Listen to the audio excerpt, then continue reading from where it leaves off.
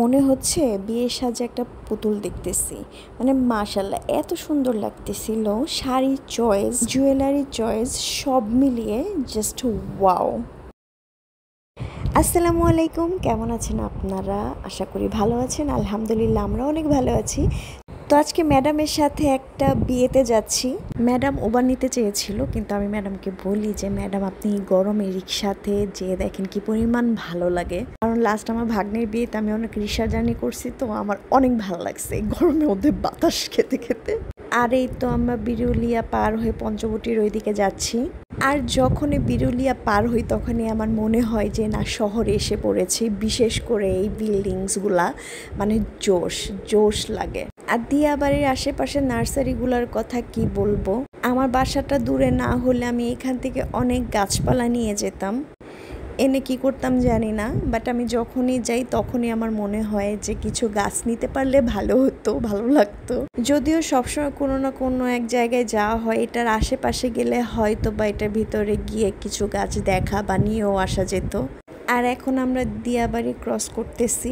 লোকেশনটা আমাদের দুইজনেরই অচেনা ছিল, বাট ওই যে কথা আছে না যে জিজ্ঞেস করতে করতে কত জায়গায় যাওয়া যায়, অনেক দূরে যাওয়া যায়, এরকম একটা কথা আছে না, তো সেইটাই আমরাও আল্লাহর প্রতি ভরসা রেখে চলছি। কোথাও যদি না বুঝতে পারছি বা না চিনছি, আমরা খবর নিচ্ছি। তো এইভাবে করে আর সুন্দর আবহাওয়া ছিল সেই দিন, সুন্দর প্রকৃতি দেখতে দেখতে আমরা চলছি। আপনারা তো জানেনই আকাশ আমার কতটা পছন্দ, আর সেই দিনের আকাশটা জাস্ট ওয়াও ছিল, ওয়াও।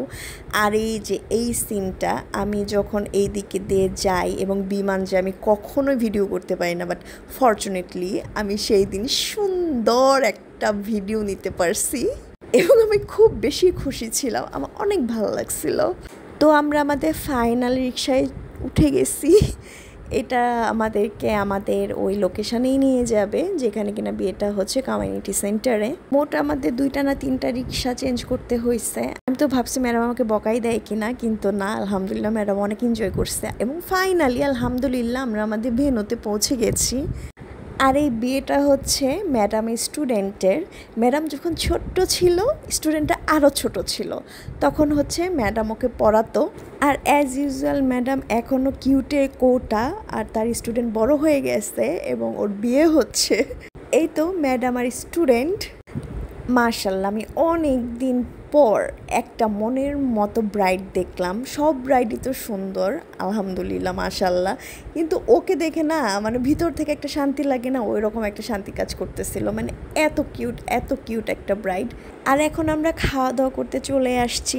আশেপাশে সব অপরিচিত মানুষ, পরিচিত শুধু আমি, আমার পরিচিত শুধু ম্যাডাম। আর এই যে আমরা ওয়েট করতেছি কখন খাওয়া দাওয়া করব। তো এখন একটা মজার কাহিনী ঘটে, যেটা আমি এক্সপ্লেইন করতে পারবো না, বাট ব্যাপারটা খুবই মজার। ম্যাডাম আর আমি এটা নিয়ে 10 মিনিট টানা হাসতে পারবো। তো যাই হোক, এখন খাওয়া দাওয়া করার পালা। মেনুতে ছিল কাবাব, কাচ্চি, রোস্ট, চাটনি, ফাইনালি ছিল জর্দা। আমি অনেক দিন পর অনেকগুলা জর্দা খাইছি এবং সবগুলা খাবার মাশাআল্লাহ অনেক ভালো ছিল। আর ফাইনালি আমরা ওই যে পান মশলা চাবাচ্ছি। ম্যাডাম তো খেয়ে ক্লান্ত, অবশ্যই এটা খেয়ে না খেয়ে ক্লান্ত, কেননা ম্যাডাম খেতে পারে নাই।